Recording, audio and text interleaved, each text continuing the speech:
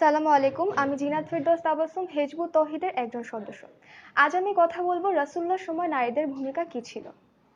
প্রিয় বন্ধুরা, আমরা সবাই জানি আল্লাহ ও তার রাসূল দিন নিয়ে বাড়াবাড়ি করতে কঠোরভাবে নিষেধ করেছেন, কিন্তু বর্তমানে দিনের প্রায় প্রত্যেকটি জিনিস নিয়ে বাড়াবাড়ি করা হয়। আর সবচেয়ে বেশি বাড়াবাড়ি করা হয় নারীর হেজাব নিয়ে। বন্ধুরা, আল্লাহ নারী ও পুরুষ উভয়ের জন্য সহজসাধ্য হেজাবের বিধান রেখেছেন। উদ্দেশ্য উদ্দেশ্য হচ্ছে যাতে সমাজে অশ্লীলতা, বেহায়াপনা, বিশৃঙ্খলা ইত্যাদি সৃষ্টি না হয়।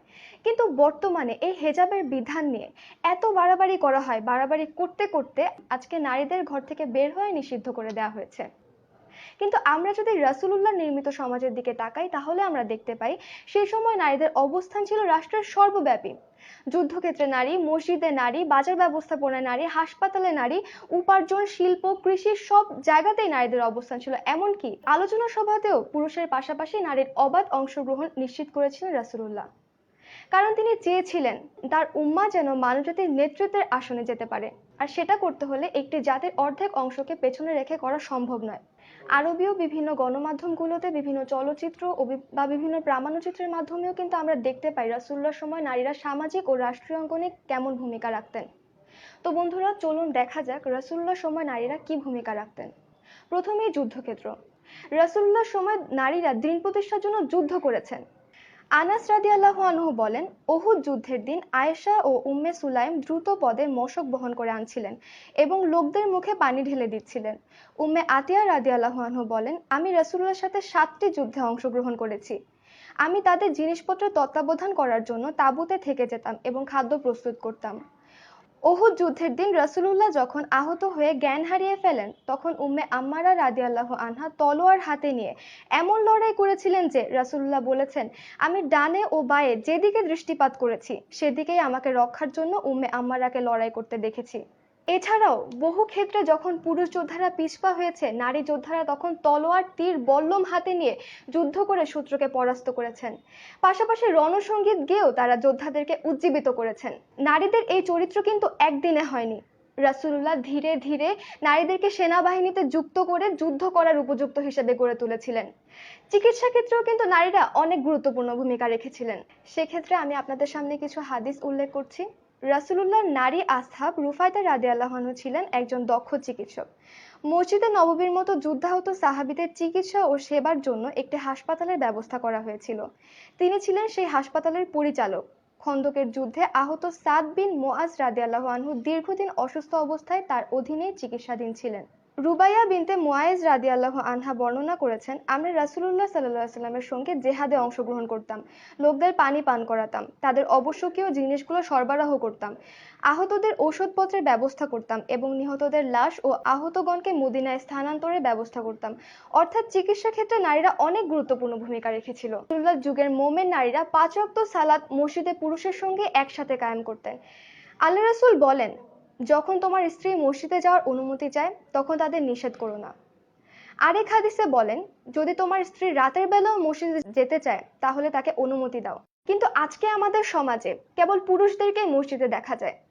এমনকি অনেক মসজিদে এমনও লেখা থাকে নারীদের প্রবেশ নিষেধ। রাসূলুল্লাহর আলোচনা সভাতেও নারীরা উপস্থিত থাকতেন। একদিন রাসূলুল্লাহ সাহাবীর সঙ্গে মসজিদে নববীতে বসে আছেন। সেখানে উপস্থিত হলেন নারী সাহাবী ফাতেমা বিনতে উতবা রাদিয়াল্লাহু আনহা। তিনি বিনয়ের সাথে আর্জ করলেন, ইয়া রাসূলুল্লাহ, একটা সময় ছিল যখন আমি কামনা করতাম দুনিয়ার মধ্যে যদি কেবল আপনার ঘরটাই ধ্বংস হয়ে যেত আর সবই থাকতো ঠিকঠাক। আর আজ আপনার প্রতি আমার ভালোবাসা এমন, আমার মন বলে এই পৃথিবীতে আর কারো ঠিকানা থাকুক আর না থাকুক, আপনারটা যেন অটুট থাকে। এই কথা শোনার পর রাসূলুল্লাহ সাল্লাল্লাহু আলাইহি ওয়াসাল্লাম বললেন, দেখো, যতক্ষণ পর্যন্ত আমাকে তোমার নিজের সত্তার চাইতে অধিক ভালো না বাসবে ততক্ষণ পর্যন্ত তুমি মুমিনই হতে পারবে না। ফাতেমা রাদিয়াল্লাহু আনহু বললেন, হে রাসূল সাল্লাল্লাহু আলাইহি ওয়াসাল্লাম, আপনি আমার কাছে আমার জীবনের চাইতেও অধিক প্রিয়। এখানে লক্ষণীয় যে মসজিদে রাসূলুল্লাহর আলোচনা সভাতেও পুরুষের পাশাপাশি নারীরাও অংশগ্রহণ করতেন। আমরা অনেকে হয়তো এও জানি মসজিদে নববীর ঝাড়ুদার ছিলেন একজন নারী। এবার আসুন জানাজার সালাতে। এই হাদিসটি সহিহ মুসলিম থেকে বর্ণিত হয়েছে। রাসূলুল্লাহর ঘনিষ্ঠ সাহাবী সাদ বিন আবি ওয়াক্কাস রাদিয়াল্লাহু আনহু যখন ইন্তেকাল করেন, তখন রাসূলুল্লাহর স্ত্রীগণ তার জানাজায় অংশগ্রহণের জন্য আগ্রহ প্রকাশ করেন এবং তার মৃতদেহ মসজিদে নিয়ে আসার জন্য বলেন। তার জানাজার সালাতে নারী পুরুষ নির্বিশেষে বহু সাহাবী অংশগ্রহণ করেন। রাসূলুল্লাহর স্ত্রীগণও তাতে অংশগ্রহণ করতে চান। বাজার ব্যবস্থাপনাতেও নারীরা অংশগ্রহণ করতেন। হযরত ওমর রাদিয়াল্লাহু আনহুর সময় বাজারের তত্ত্বাবধানে ছিলেন একজন নারী, উম্মে শেফা রাদিয়াল্লাহু আনহা।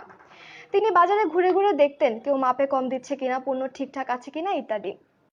বন্ধুরা, নারীর প্রতিভা আছে, মেধা আছে, সমাজে অবদান রাখার মতো যোগ্যতা আছে, অন্যায়ের বিরুদ্ধে যুদ্ধ করার মতো সাহস আছে, কিন্তু পর্দার নামে বাড়াবাড়ি করে তাদের অগ্রযাত্রার পথে বাধা সৃষ্টি করছে এক শ্রেণীর ধর্ম ব্যবসায়ীরা।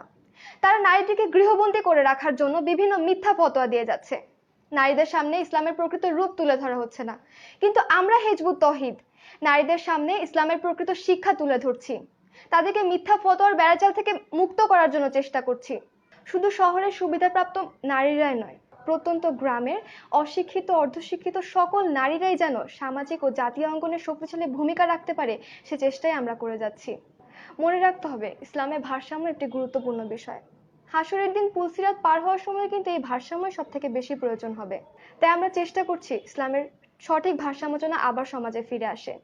তো বন্ধুরা, সকলকে ধন্যবাদ এতক্ষণ আমার সাথে থাকবার জন্য, আমার কথা শুনবার জন্য। আপনারা সবাই ভালো থাকবেন, সুস্থ থাকবেন এই কামনা করে আজকের মতো বিদায় নিচ্ছি। আল্লাহ হাফেজ, সালামু আলাইকুম।